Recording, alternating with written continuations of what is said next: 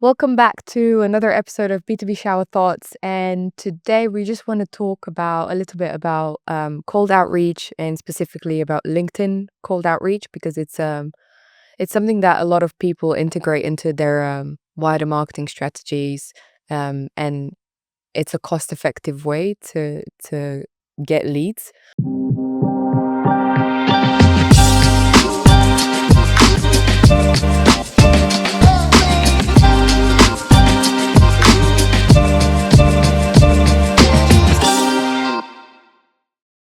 But I think it's not easy.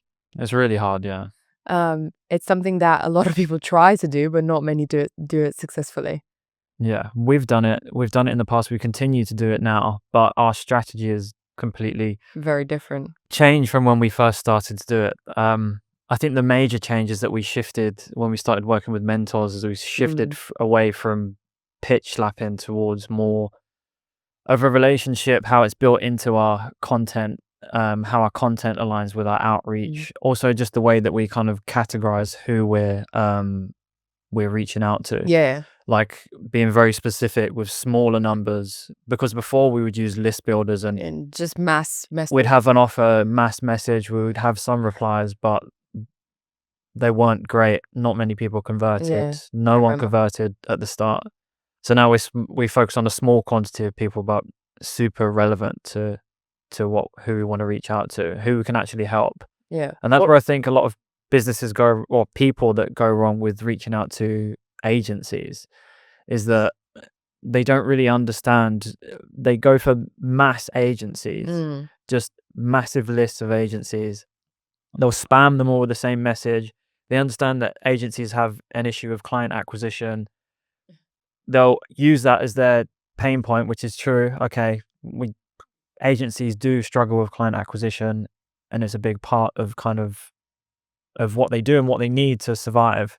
But then they have like an unbelievable offer. Like, we can get you 10 clients in When it's too 10 good to be days. true. When it's too good to be true. And we understand as an agency, and all agencies will relate to this, is that client acquisition from outreach is difficult, or whatever the approach they take, any kind of acquisition, whether it's through content, whether it's through ads, it's difficult. So if them having unbelievable comments is like an instant turn off for me when it comes to them reaching out to us. Or the other end of that is that they just haven't done their research at all and they tar everyone with the same brush, or they just have completely irrelevant pain points, or they ask for too much. I think sometimes it's two issues to begin with, right? They either get the pain points right, but then the delivery sucks. Yeah.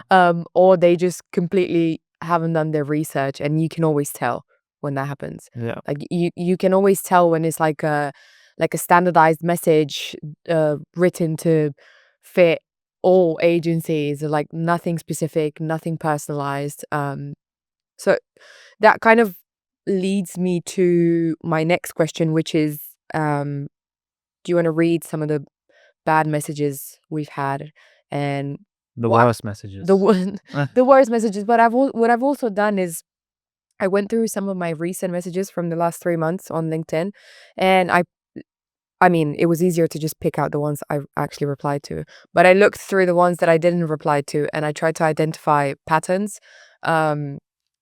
across the style of writing, like the message structure, the approach they had. So that's something I want to mention as well, because I think I don't know where it seems like everyone follows the same structure for like all. Because there's so many courses on this is how to get this amount of clients in X, and it's just copy and paste template. Yeah. We did it before. We've done it before when we first started out. It didn't work, and it's soul crushing when it doesn't work. Yeah. But yeah, like I said before, outreach is hard. It's really difficult, and this isn't poking fun at anyone, but it's just giving you an idea of like what not to do. So do you want to read out one of your messages? All right, let me just pull it up on my phone. I think a recent one that I had, and this is not even something that I can read out, which I absolutely hated, was a cold voice note message. I don't know why, and this might not be applicable to everyone, right? Because some people actually do love Some people voice. respond to it, yeah. Some people It's the really same with do love voice the notes. Loom videos. Yeah, exactly. Or don't even. I won't even get into that. I don't part. mind Loom videos. So the voice note for me, and this is again like for this one specifically, it's a personal point of view because I dislike voice notes. But when I receive a message with a voice note from someone who I've never ever seen before, so it's like super cold, I just find it awkward. For me, that's awkward. Like I feel so awkward playing it and like hearing their voice, and sometimes they're a bit like too jolly or a bit too serious, and it never landed well with me.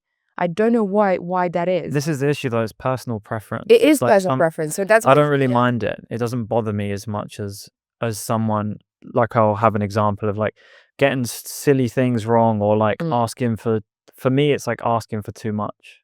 But yeah, go ahead with your Yeah, the second one, and you've already mentioned this, was kind of like, and I know you'll have examples of this as well, kind of like the job application read the first one. type of. No, the first one there's nothing to read. It was a voice note Okay, read the with second no one. context at all. Again, that was the thing. So the second one, it was just saying, "Hello, Delia. Hope you're doing well. We are blah blah blah blah blah. We specialize in marketing strategies, SEM, Google Ads, social media ads, email marketing. With over 8 years of experience, we work with clients across various industries in Spain, UK, Norway, Netherlands, Ireland, other EU countries, managing both B2B and B2C campaigns. We've had the pleasure of working with brands like X, Y, Z, V. We'd love to schedule a call to get to know you and see if we can help." XYZV. I was running out of letters. So this was so much information. It's too much about them as It's well. There's nothing. It's only about them. Yeah. There's nothing about us. Didn't even mention why we would need to, like, why do I want to work with you? Why am I interested in your service? If you're not even bringing up like a pain point that I have. It's this information overload also makes them not memorable at all. So say, for example, 2 months from now, I'm actually in need of someone who does Google Ads. They're not going to be the first people to come to mind.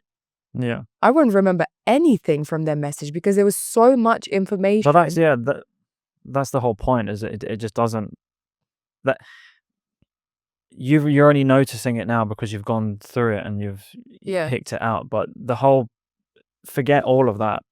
It's just that it's not memorable. It's not, yeah. Or it doesn't build a relationship, it doesn't intro, it doesn't offer value, it's not personal, it's just a business flyer that's passing past your Yeah. face.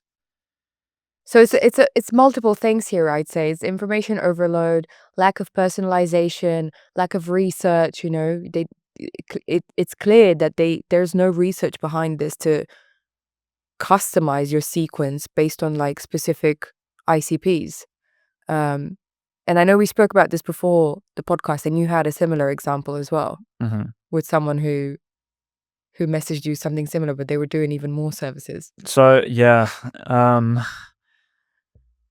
there's one that I got a month ago, and it was, "Hi Jordan, we're the digital marketing and technology provider for international businesses looking to expand their digital marketing efforts.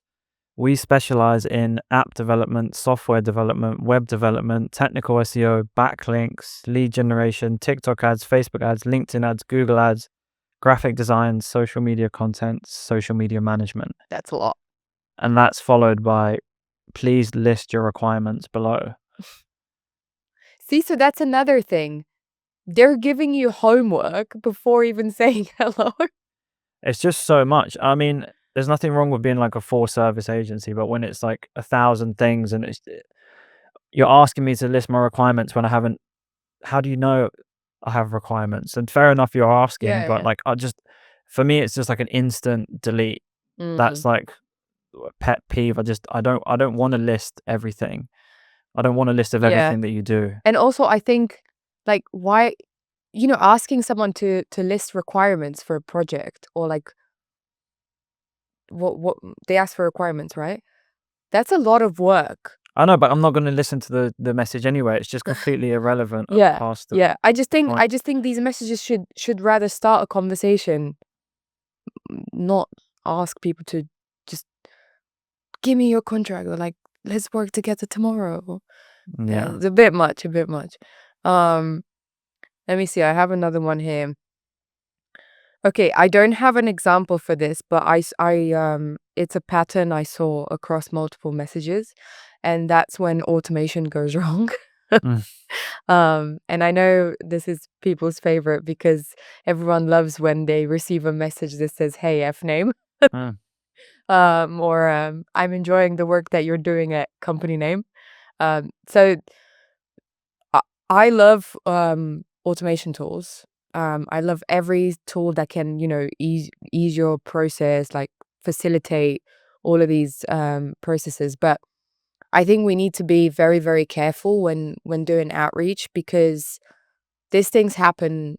These things happen more often than not. Like I've seen automation gone wrong in so many ways, and not even the basic mistakes of like inputting the personalization tags wrong for like F name or company name, but what I've noticed now is that, for example, a lot of people put their names in weird on LinkedIn.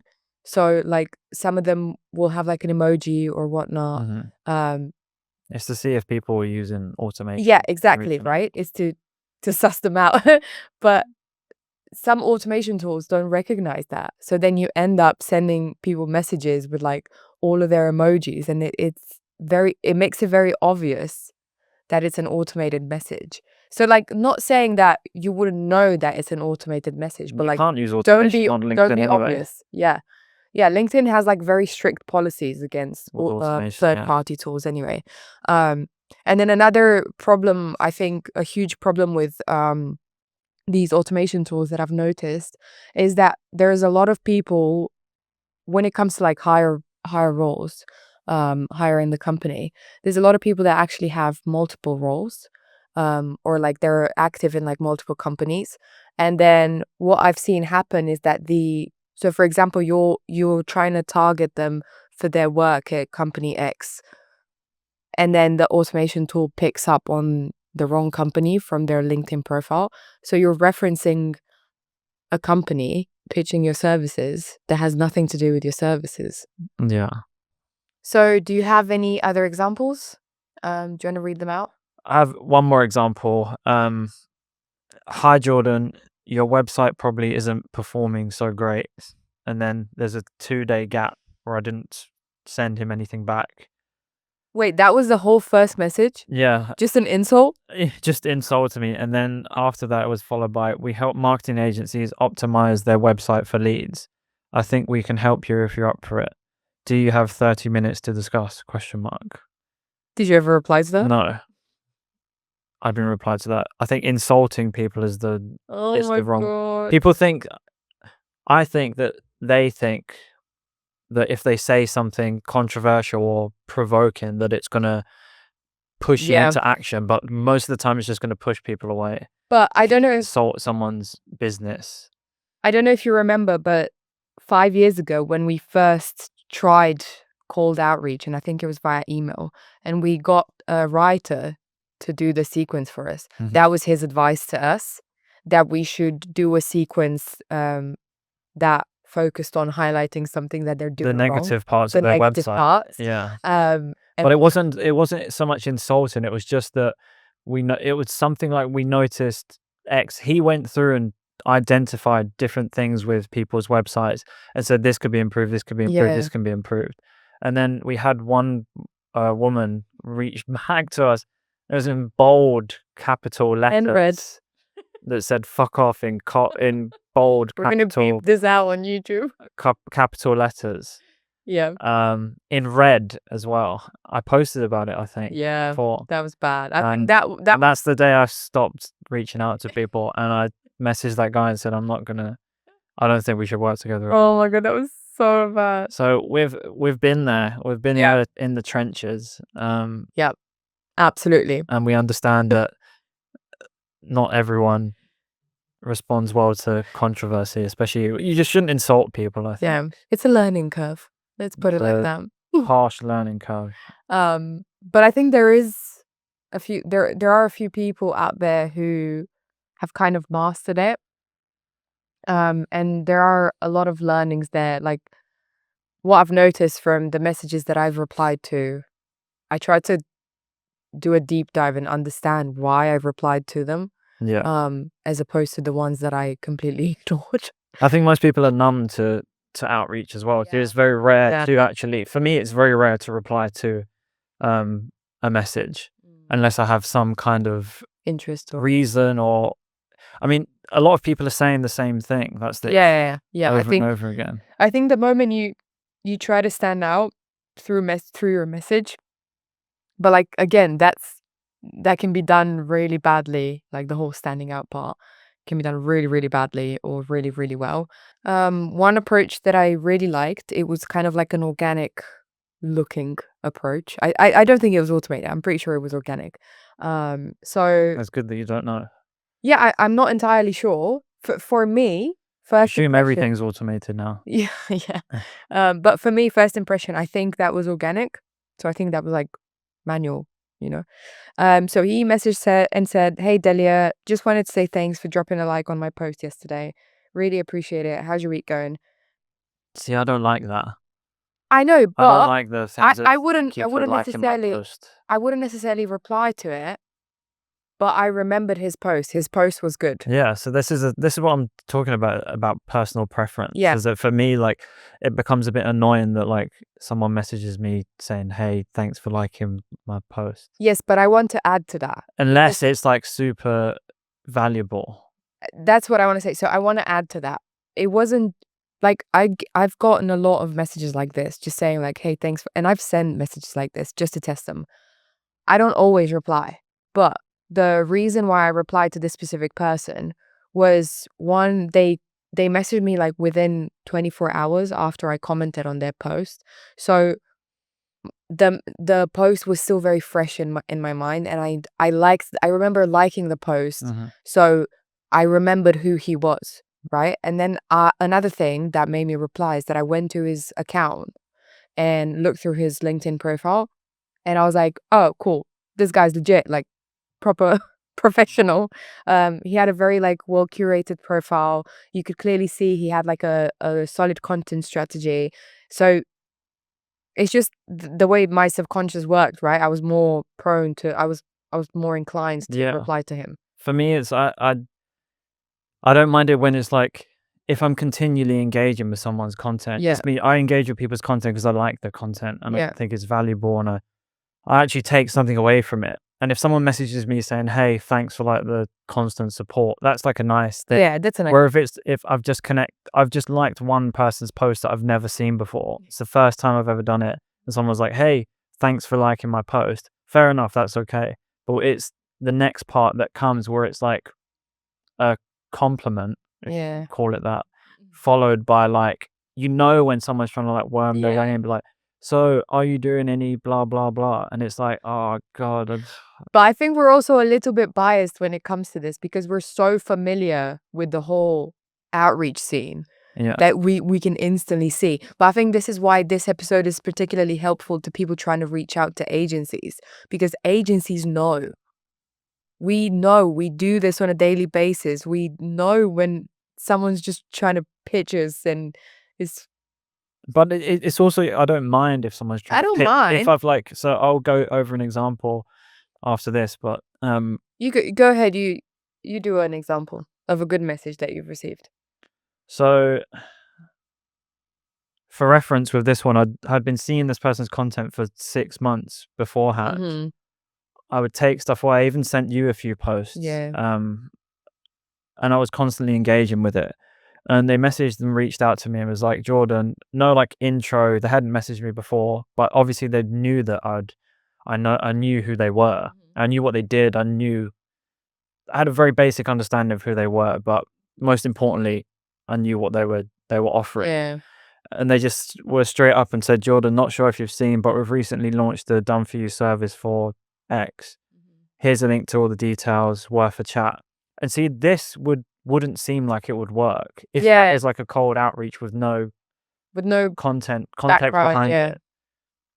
the reason why this worked is, one, they know that I know who they are. Mm-hmm. They know because I've engaged and commented, they know I know what they do, Yep. and they know who I am as well. They've done their research and they've launched something that's specifically for me. And they sent me a link and was just like, worth a chat. I Uh-huh. clicked on it, looked at it, and was like, wow, okay, this is really It's good. interesting. Yeah. So like, this is the thing, is that the outreach works really well when it's like built off of the content as Yeah. well. So like, Yeah. So it's a lot more hard work than people think. It's not just throwing in a sequence in an automation tool and yeah, leaving but it. it's not cold then, because I'm It's kind of not like, I'm cold. not Yeah. warm because I don't understand what position I'm in. But that's like also qualifying me. That message it's saying, okay, this person is my ICP. Mm-hmm. Let's see if they're interested in what we've launched just for this person. But like I said, they're not going off of nothing. They're going off Yeah. of that. I have an understanding of what they do. I've seen their case studies that they post. I've seen their tips. I've seen their podcast clips. Mm-hmm. I've seen their interviews. I've seen everything. So I'm kind of Yeah. warm, and I am, You are warm. Yeah. and I'm not directly in the market right this moment now, But you'll remember them. but I'll remember them. And it is Yeah. something that we're thinking about and we've discussed. So Yeah. it's a stepping stone on the way there. But I think if this person, maybe they're watching or listening to this, is like also like following up is super important as well. Is because that person is stuck in my head right now, but we're busy as business owners. And for them, they have no idea what position I'm in. I said that I'm interested, but I'll get back to you.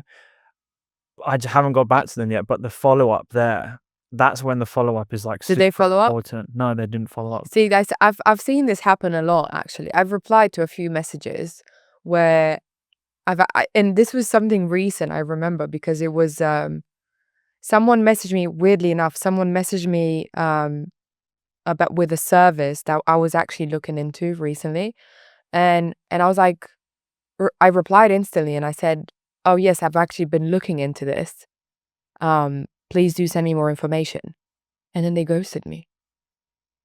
So this is also like the craziest part for me. If someone actually shows interest in your service, if you've put out a sequence, even if it's automated, if you put out a sequence, just make sure you keep an eye on it. Yeah, we'll have it. Use your CRM to keep track of those people and reach Yeah. out. Most of the people that you can convert are already in your pipeline. Yeah. The low hanging fruit's always going to be there. It's just that people want the next big shiny thing, so they keep chasing that cold outreach instead of going for the warm people that are already in your pipeline. They just it's crazy, but that's Yeah. what a lot of businesses fall short, is that they just don't follow up and they Don't don't follow up, yeah. focus on what's super important. Those people that you've been working on for so long. Yeah, I agree. And I think another one that, I mean, this message, I'm pretty sure it was somehow automated. I'm not sure how exactly. It's hyper personalization, this, right? And we used to talk about hyper personalization quite a lot. But basically, I got this message saying, "Hey Delia, you got 9,512 followers across LinkedIn. I've identified 637 relevant executives within 10, blah, blah, blah." Basically giving me really specific numbers about my audience on LinkedIn. Isn't as valuable though, because that could just be automated. It's really easy to automate. I mean, so I didn't reply to this message the first time. He sent a follow-up. When he sent the follow-up, I just scrolled up to see what he was talking about. And I just skimmed the message, right? I don't read these. I don't have time to like read everything word by word. I skimmed it. I saw he mentioned very specific numbers about like quoting my number of followers, like saying how many of my followers could be potential customers. And I think also I was in a position where I was thinking about doing a bit more with my existing audience on LinkedIn. So I probably read it at the right moment for him. And I replied, but again, I replied and there was no follow-up. So also super weird. So I replied to the message. The second message. I replied to the second message when they followed up from the first one. But then after I replied, they never got back to me, which also, again, brings us back to the point that we were talking about before. Like the first follow-up they sent, it was clearly automated. I replied. And then usually with these automation tools, when you reply, they pull you out of the sequence. So you don't get any more follow-ups. You have to do it manually. So clearly they weren't keeping an eye on it. But yeah, I just thought the whole hyper-personalization element was interesting. And Yeah, this is, again, for me, that wouldn't work. Like, it's just information that's like, wait, I already know how many followers I have. yeah, You I don't think need it to was, tell me how many followers I had. But that's what I'm saying. For you, that yeah, worked, but for me, that wouldn't work. And that brings us back to, you need to test test, yeah. and have variety. So there's a few emails and LinkedIn messages that I've got, and some of them focus on like completely different styles of outreach, because the first message might not resonate. People might not be, Yeah. like, people might be busy, they might not reply. The next one focuses on different something else. And I think there's a lot of value in that. And also that's why you should just test different varieties, like Yeah, text, for sure. video, voice messages. I know you hate it. Yeah, I know. I don't really mind it. Lots of people love it though. So there is no right or wrong. Yeah, And just a matter of test. you need to find, but there are obviously the ones that we said first. The examples we use first are not good examples. Yeah. I think also just discussing the good messages we received, the one thing that is very clear and noticeable across all was that we've both been more prone to respond to people whose content we'd seen before. Yeah. So that's like a very easy thing to observe, that you are more prone to respond to people who you're familiar with. And that familiarity comes from content. I still want to give a few more examples of messages we received. And the other one I had written down here was kind of similar to the one you mentioned before. So like providing a valuable piece of content. Again, a very simple message. Just said that they came across my profile, saw that I worked in digital marketing, blah, blah, blah. And that they have a document on PPC that many agencies have found valuable. I'd love to share it with you. The thing is, I replied to this because, one, it was very relevant to our industry, right? A PPC document, we focus heavily on ads. Two, he was a PPC expert. I could see this in his headline. So he wasn't like an everything marketer. He was a PPC specialist. I looked through his profile before replying. His profile was neat. I could see a clear content strategy. So I was like, yeah, why not? So that's another example, like the valuable content piece that you can offer to Yeah, people. that works for me. That works, yeah. I like content pieces as an intro. It's a nice way to, you're not asking for anything. You're giving someone something that you've spent a lot of time doing. You're offering them something for free. I think that's super valuable, as long as the content is obviously relevant to But what then you do and valuable, and you have some sort of authority. That's what I was going to say. Yeah. Perception, like how you're perceived by your audience here, matters a lot. Yeah. Because if you're perceived as a specialist in your field, then people are going to be interested in your content, in that piece of content. Yeah. Any other examples? I have one example here. This is a different approach. This is cold. I've never seen this guy before. Never seen any of his content. We've been connected for a while, but I hadn't messaged him. He didn't message me. And he just sent me a very direct message that said, "Hey Jordan, how's it going? Space. Are you looking for an office this year? Space. If not, ... tell me to take a hike." Like, very I'm not looking for an office, but if I was, then fair enough. Like, it's so direct. There's no like fluff around it telling me who he is. It's a very simple offer as well. It's just simple, and it just qualifies me. I'm not looking for an office. Good. He was like, okay, great. Cool. Move on to the. Tell him to take a hike. No, I didn't. Maybe I should have. But no, he was a nice guy. That I like that. There's so many long, fluffy messages that if you have something very specific, very niche, there are people that you've identified that fall into that ICP that might need your services. Mm. If you're super straight up and straightforward with these people, it's good. We're busy. We work Yeah. 10, 12 hours a day on most days.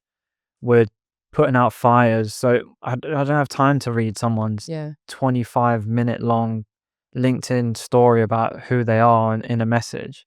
If it's just super straightforward, hey, we can do this for you right now. Do you need it or not? Yes or no? Yeah. And again, that's not going to work for everyone. It's But not, yeah. because I receive like 30 or 40 messages Yeah. per week just on LinkedIn, just random things offering everything you could ever Yeah. imagine.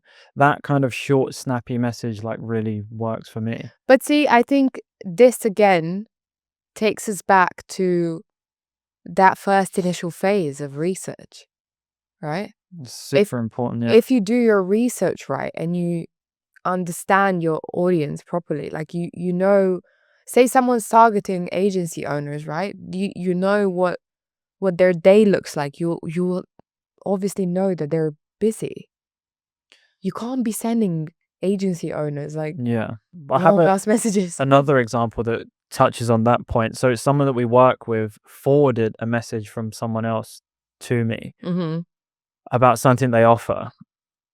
And that's another point because the people that you're so for me, I'm the ultimate decision maker, but it's Yeah. something that I wouldn't use, but the person we work with uses, and that we'd also just use internally. And they forwarded it to me, but the Yeah. person reaching out to them, they targeted them instead of me. Yeah. They know that I have the agency and they work with us as a freelancer. They said, hey, do you think this would be something you would find useful? Here's a document. Read the document, went on the website, tested the platform, and then sent me it and said, hey, I've just been sent this. Looks really good. What do you think? Yeah. So like that's also another smart way is to like go direct to the user, especially for like platforms and stuff like this, Yeah. is that going to the ultimate decision maker is the last step. There's also, you can expand your reach and go to like people that are going to be using the product, the Yeah. end user. I'm the decision maker, but I'm not going to be using the platform. Yeah. So like going direct to the user is a way to like get to me, to be like forward it to me, because then they followed up with them after they'd asked them, hey, have you tested this out, and said, could you forward this to me? Yeah, it's interesting. And you know what this goes back to? Knowing your audience. Yeah. It is though. It's true. And just to kind of like conclude, I think one of the things we've noticed amongst all these messages that have worked well and that we have replied to, obviously it makes it less of a like cold approach, but if it increases your chances of getting replies, then I don't see why people wouldn't implement it. And that is like having a content strategy or like a personal brand. Along with it, yeah, because there is no right answer to outreach. You have to test a lot of things, research your audience a lot, and figure out what works well. And it's going to take a long time to get right. It's taken us a long time to figure out, and we're constantly changing it now. Now we have very, like we said before, very small quantities, but very personalized, and we know who we want to work with. And we focus on that relationship building rather than like putting an offer in front of someone's face. But again, it's taken us so long. It's taken us years to get to this position to be able to do that. And what also helps that, like you mentioned, is the content, to have that content alongside the outreach, specifically for LinkedIn. For email, it's obviously different, but when you're messaging someone on LinkedIn, there's a completely different strategy that you have, and content plays a massive role. I agree. And I think that's what also increased our reply rate as well. So, yeah, to summarize, too long didn't listen. I'd say know your audience really, really well. Know what they are more like, what are they prone to respond to? If they're busy, if if you should send a short message, a long message, just know your audience really, really well. Second, build relationships as well. Yeah, build relationships, expand your network, and test messages. Test different formats. Yeah, formats, copy, sequences, different offers, test documents, test interviews, test incentives, test everything, but test according to the audience and who you're trying to reach and why you're trying to reach this person. Absolutely. And as a question for everyone who's listening, we would love to know more. Like, we would love to know what really bad messages you received, like cold messages that you've hated, but also messages that you've replied to, just so we have a better idea, maybe from like some insights from other industries as well of what people like and what people dislike. And yeah, that's it for today. Thank you for listening. Thanks.